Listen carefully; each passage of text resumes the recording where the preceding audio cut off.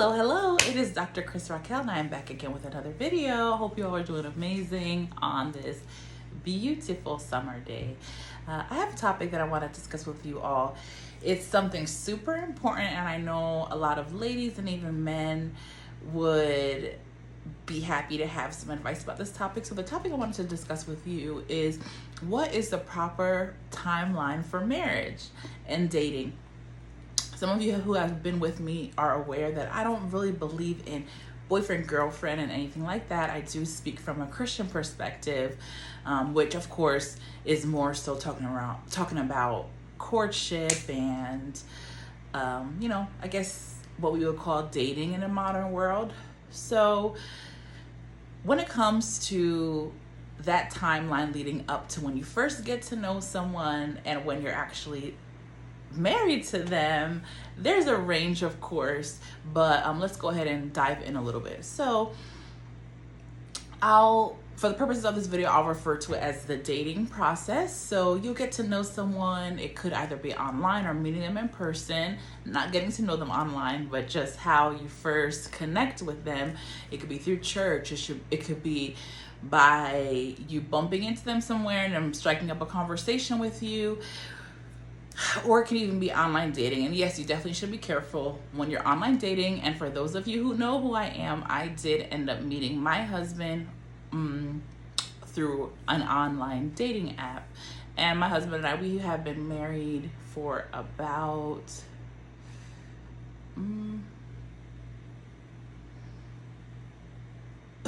I was trying to see if it was a year and a half, but it's not a year and a half yet.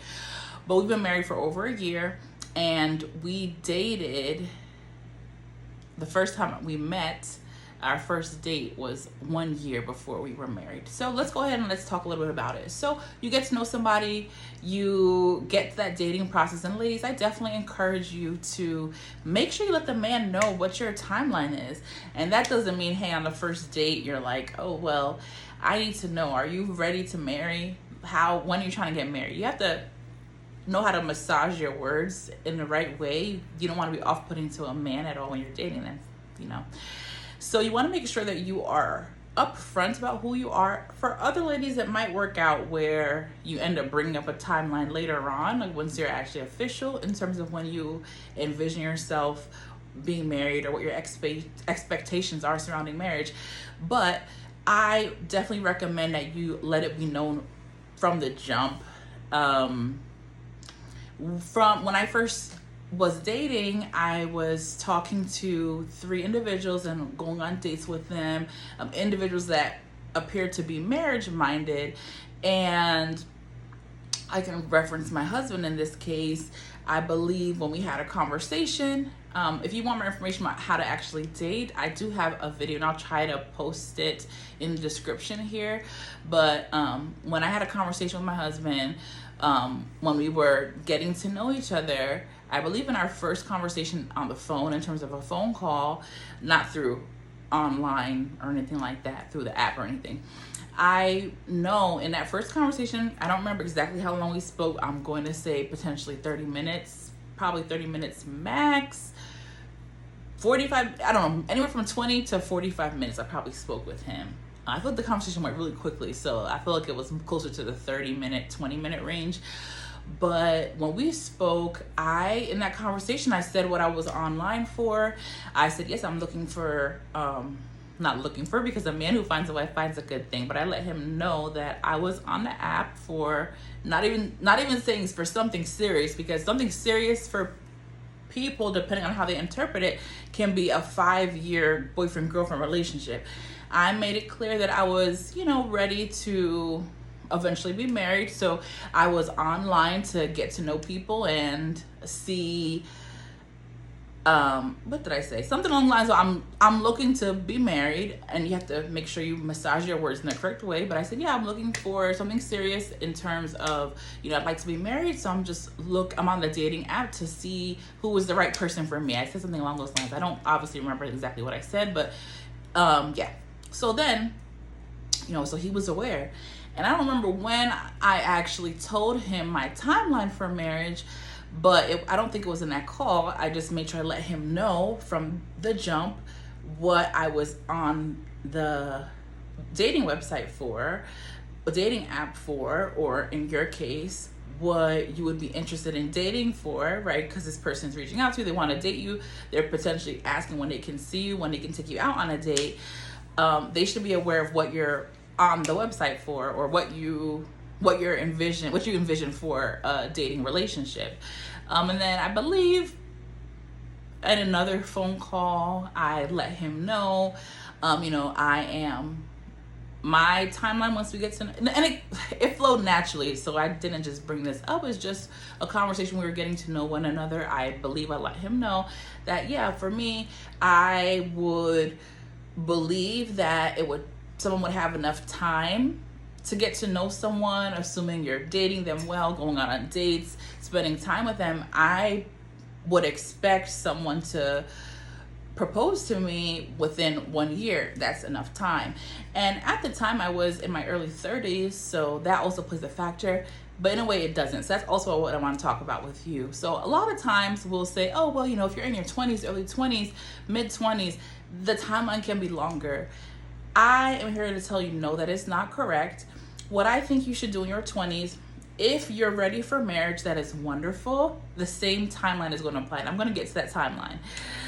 I gave you my timeline, but I'll give you another timeline just to be general and make sure we can encompass all situations. So it doesn't matter if you're in your 20s, what you're supposed to do in your 20s. If you're not ready for marriage, focus on yourself, prepare yourself. What I did, I worked, I continued my education. Those are some very important things that you can do. You can start a business if you're not prepared for marriage. And in that time, you are preparing yourself. You're looking at yourself internally, building your relationship with God, getting to know Christ, getting to know your purpose on earth, finding out who you are, seeing if there's anything inside of you that would be detrimental to a marriage, and changing those things about yourself with God's help. God will show you. Make sure you're in prayer. You may even need to fast. And prior to getting to know those three individuals, I definitely prayed a lot, and God was able to reveal some things to me about two of the three individuals, which actually helped me eliminate them. But back to the point, so that's what you're supposed to be doing in your 20s. And assuming you are prepared for marriage, does not matter what age range. However, I would not encourage anyone to get married when you're like 18, 19, 20. There's so much changing that is going to be happening. I understand that a lot of the older generation got married a lot earlier. I personally would encourage someone to get married probably 25 and older, simply because that is when I believe your prefrontal cortex is what it's called, stops developing and your brain is fully developed. That is my reasoning. If you get married earlier than that, there's a possibility that there's going to be so many changes that happen with you that could potentially lead to a divorce. If you're both having a lot of changes, of course, it's going to happen probably regardless. But yeah, there's benefits and drawbacks to getting married at different ages. For instance, right, if you're getting married super late, for women, there's an issue, because if you want to have children and build a family, that's going to give you a very short timeline, or no timeline whatsoever for you to have children. So it's like balancing what is the best age range. Me personally, I think the best age range to get married is mid to late 20s, about 30 or before. But everyone has their own timeline. But I'm here to encourage anyone who's young to focus on yourself, build your life, improve yourself so you can get married at a good age. I was married about a few days after my 34th birthday, which in my opinion isn't 100% ideal, but God has a plan for us. Our job is to continue to work on ourselves, right? And if you're somebody who's 40, 45, you can still get married. There's no issue there, and you can still have a baby. But I'm just here to tell people who are maybe in their 20s or late teens what they can be doing to get the most ideal age for marriage. Okay, so once again, the timeline applies. It doesn't matter for me if let me just say one thing. In terms of dating or getting to know someone, I think it's reasonable. If you're planning on going to college, maybe focus on that once you're done with college, right? Focus on that. That might not be ideal for everyone. Getting to know people, you may end up liking someone, you want to get to know them and just see that person as an individual, as a child of God, as your friend in Christ. And that'll help you kind of avoid some issues in terms of, you know, putting your heart in putting your heart into the relationship, or the friendship, I should say. So yeah, keep that in mind. So I think a good dating age is probably right after college, if you have already graduated from college. 15, 16, no, there's no need to be dating at that time. Focus on yourself, building who you are, focus on your education. If you by chance do not go to college and you focus on something else, then that might be a little bit different. Maybe your timeline for marriage could be a little bit earlier, prior to 25. However, overall, I would encourage people to get married and focus on marriage in that 25 to late 20s range, just to make sure, especially as a woman, that you're able to have that great timeline to have children.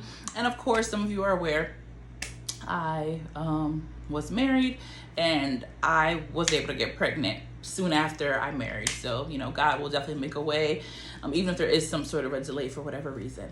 So back to the main point. The main point is, what is the timeline for marriage? I'm gonna check what time I'm at. Okay, the timeline for marriage is going to be, the best timeline for a proposal after getting to know someone is going to be 6 months to a year. Ideally, I'll give you 18 months. So 6 months to 18 months. That's the best timeline once you have established dating.